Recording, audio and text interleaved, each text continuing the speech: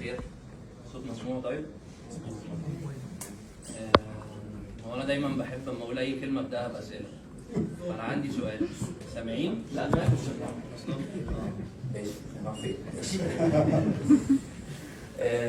انا الاول اسمي محمد، وعاده اي حاجه او اي توك بقولها لازم ببدا باسئله. انا عندي سؤال او سؤالين. مين بيعرف يعمل مكرونه؟ لا ده احنا عندنا ناس مش ستات بيوت خالص. تمام. طب مين شايف ان هو عشان يعرف يعمل مكرونه محتاج يبقى بيعرف يعمل رز؟ طيب هربط لكم دلوقتي انا بسال كده ليه؟ طيب مين شايف ان عشان اعرف اكون مثلا بعمل بيتزا المفروض الاول اكون عارف ازاي العجين بيخمر؟ طيب انت بقى كواحد عمرك ما دخلت مطبخ هتعرف المعلومات دي ازاي من غير ما تعمل البيتزا وتفشل، ومن غير ما تعمل المكرونه وتفشل، ومن غير ما تكون انت جربت عملت الرز ولقيت انه ما كانش له لازمه عشان اعمل المكرونه. من هنا هحكي لكم تجربتين حصلوا معايا انا نفسي. تمام. انا الاول انا اسمي محمد زي ما قلنا، انا عندي 6 سنين خبره، منهم سنتين كنت بدرس في احد الكليات الحكوميه في مصر يعني، وبعد كده اشتغلت في شركات تكنيكال كسوفت وير انجينير، ولاحقا اخر حاجه عندي كمان خبره كبزنس.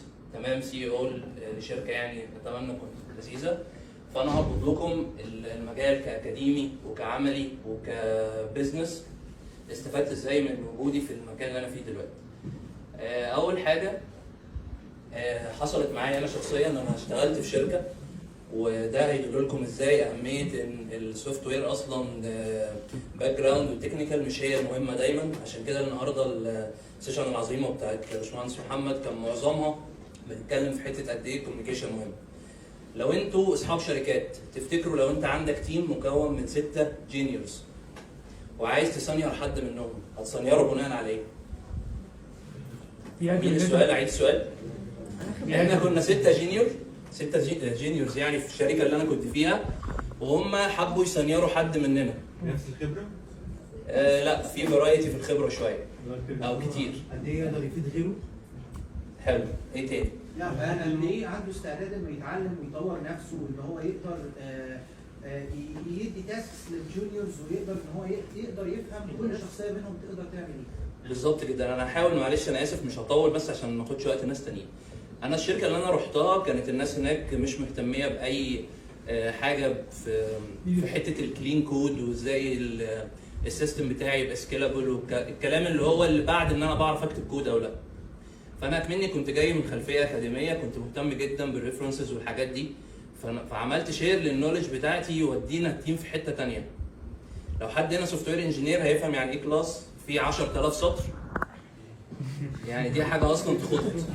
ده اول حاجه انا دخلت كان في كلاس 10000 سطر، انا المفروض اشتغل عليه، فانا مش عارف المفروض اعمل ايه.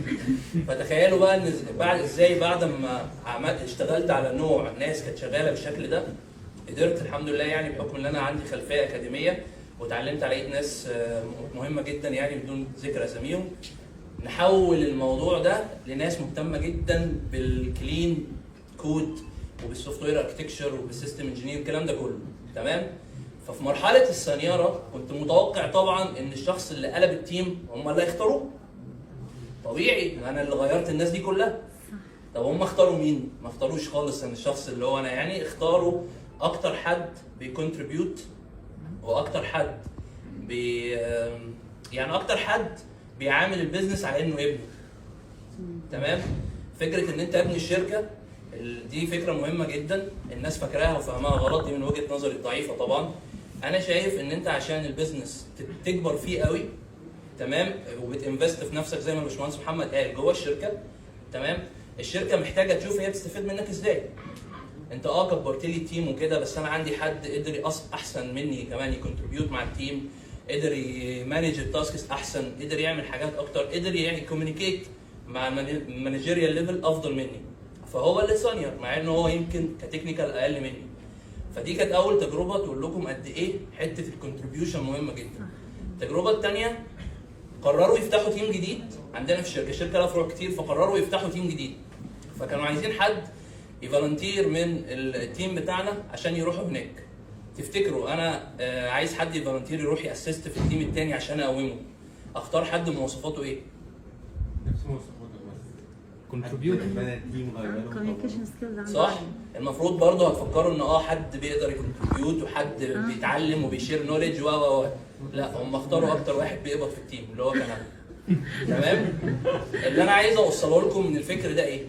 ان فكره المنتور هو عدى بحتت قبل كده وشاف حاجات. تمام؟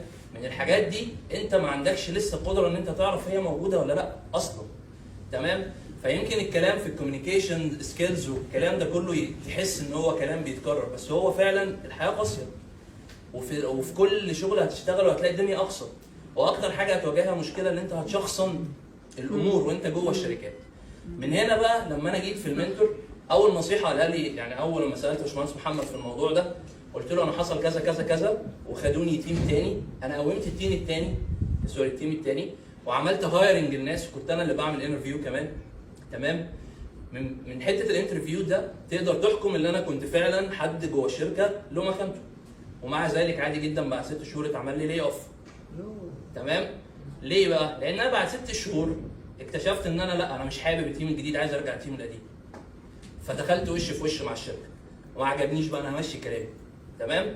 طبعا الشركه ما عجبهاش الموضوع، وانت كواحد خبرتك لسه كام سنه نستبدلك ب 20.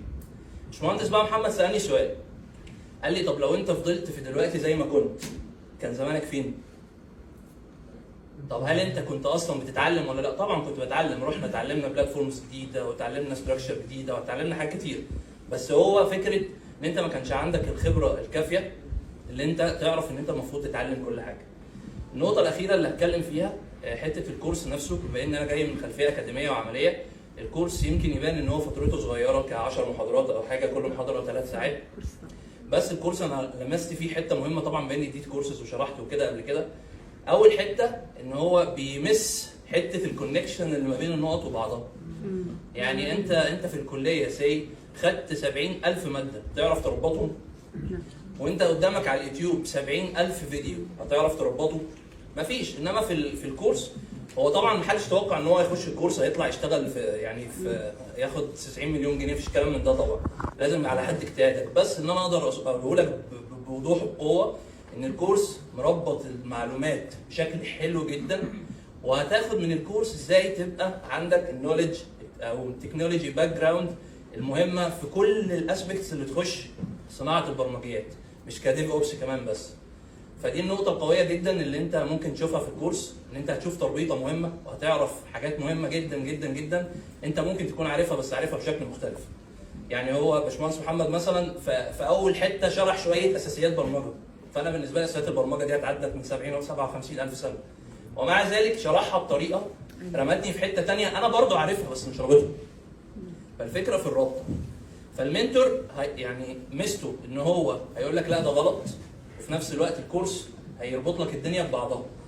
فبدل ما هتوصل وليكن يعني تبقى سينيور في 6-7 سنين، لا ممكن تبقى سينيور في 3-4 سنين او في سنتين، او تبقى على حسب بقى مستواك. مش عايز اطول اكتر من كده، مبسوط اني شفتكم كلكم واتمنى يعني يكون وصلت لكم اي حاجه.